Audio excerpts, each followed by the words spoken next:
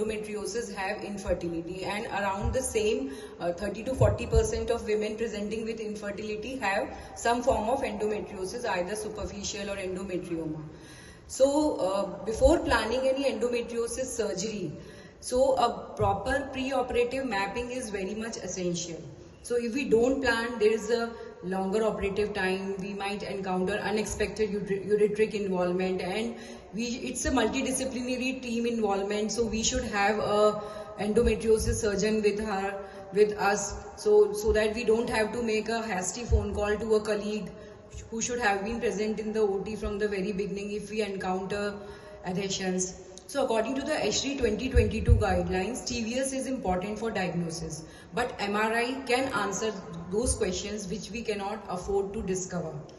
So we should know beforehand whether the ureter is displaced, compressed or encased, is there bowel involvement or vaginal infiltration or bladder involvement. So extrapelvic adhesions. So good MRI does not just show disease, we can know beforehand that it predicts difficulty. So like pre-operative mapping, we should always also have a good peri-operative care so as to reduce the length of hospital stay and the use of analgesics, and the recovery is accelerated. And overall the long-term function is preserved. Just like as parents we influence the future of our students and children, as surgeons and a good endometriosis surgeon, we can have a good outcome for our patients if we are planning beforehand. So these are from the ultrasound we can know ground glass appearance, kissing ovaries as you can see in the images, and sliding sign negative. Every gynecologist should have a practice of looking for the sliding sign at the time of doing her transvaginal sonography to look whether we are going to encounter adhesions. So what is the rationale for surgical excision of endometriosis? So it not just provides a therapeutic advantage and a diagnostic advantage. We know that the endometriosis fluid contains reactive oxygen species. So surgically excising it will reduce the inflammatory load, and we have to restore the normal anatomy, and a good surgery will also alleviate the pain and improve the sexual function in dyspareunia, thereby improving and enhancing the fertility and reducing inflammation. Apart from that, we can get a good histological confirmation of our endometriosis from the laparoscopy. So according to ESHRE 2022 guidelines, which still hold today, excision should be preferred in preference to ablation of the endometriosis surgery, because if we precisely excise the lesions, there will be complete eradication and pain is less, and potentially recurrence will also be less. But the truth is, there are very few high quality head-to-head studies which compare ablation versus excision of endometriosis, and this is the good studies are needed for that. So who are the candidates for surgical excision of endometriosis? A young girl, young patient less than 35 years of age who is having mild to moderate endometriosis, or there is unexplained infertility, or there is pain associated with infertility. And in patients who are having normal ovarian reserve and their semen parameters are normal and tubes are patent. And those patients who are already having decreased ovarian reserve or advanced maternal age, they are not that good candidate for surgeries. So what are the surgical principles? We have to do our minimal atraumatic excision, remove all the visible lesions and preserve healthy peritoneum, because during endometriosis surgery the peritoneum also get puckered.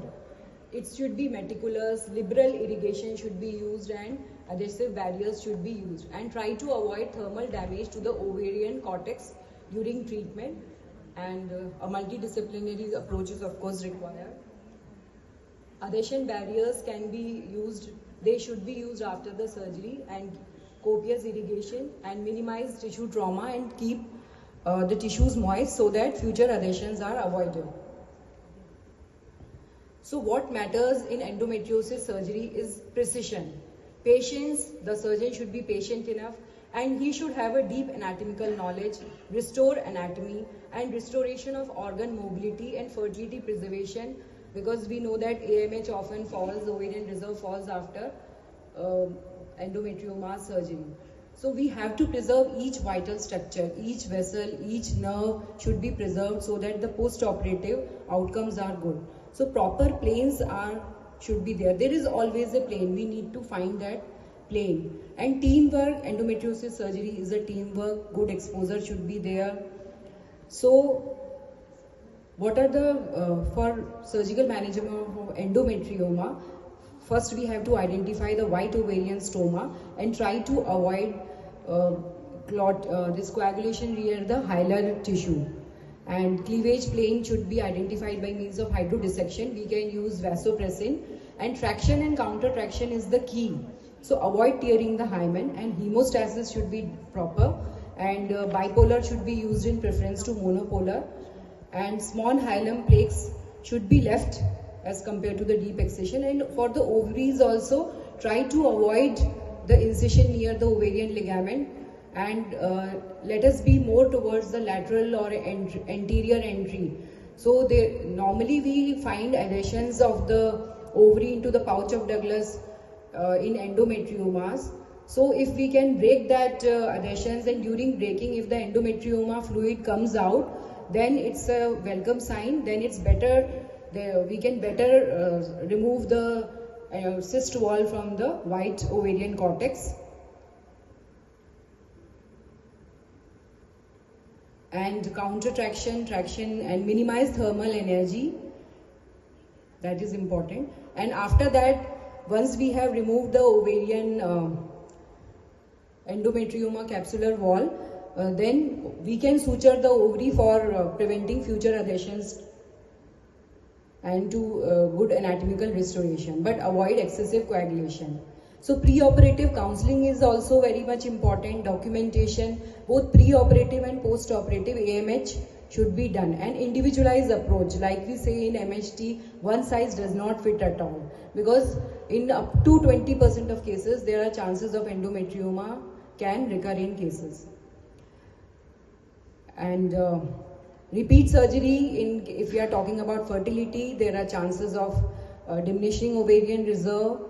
So we are also nowadays doing this butterfly peritonectomy, that is the uterine corpus is the base and the two uterosacral ligaments laterally, and we have to remove the whole peritoneum in between, especially in cases of deep infiltrating endometriosis of pouch of Douglas and uterosacral ligament in patients who are having failure of medical therapy and fertility preserving therapy. So if a patient is planning pregnancy, and for infertility patients, medical management is not to be used. A proper meticulous surgery, as you can see in the last image, excision and the complete endometrioma should be removed instead of ablation. So there are other surgical do's and don'ts, that excessive coagulation and multiple repeat ovarian cystectomies. Multiple surgeries should not be done, and bladder bowel preparation should also be proper for any laparoscopic surgery. And only endometriomas more than 4 centimeter size should be operated, and small asymptomatic endometriomas, we'll look into it. What are the indications for operating in small and asymptomatic endometriomas also? They ideally should not be, we can go directly for IVF also. So various studies that tell that after laparoscopic surgery for minimal to mild endometriosis, the live birth and clinical pregnancy rates also increases.